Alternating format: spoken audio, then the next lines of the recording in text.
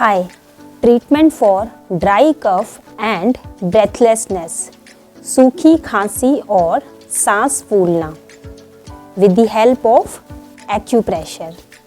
Right hand, small finger, last joint, lungs.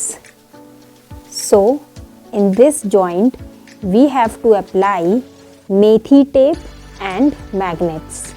If you have methi tapes, you can apply it. If you have Biol magnets, this is one side yellow and the other side white, so you have to apply it. Okay, I will show you the treatment. Treatment करने के लिए हमें ये 4 चीज़ें चाहिए: ring, मेथी के दाने, बियोल magnet और डॉक्टर टेप। तो रिंग से हम सबसे पहले पॉइंट्स को एक्टिव करेंगे।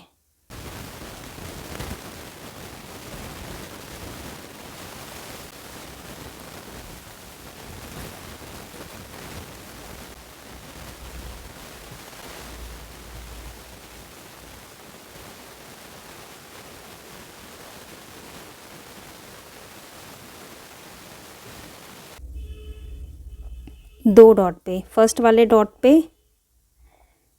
येलो जो विजिबल है वो लगेगा, सेकंड वाले डॉट पे वाइट जो विजिबल है वो लगेगा।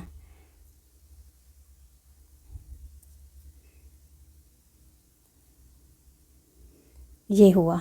7 से 8 घंटे इसको भी रखना है या पूरी रात रख सकते हो।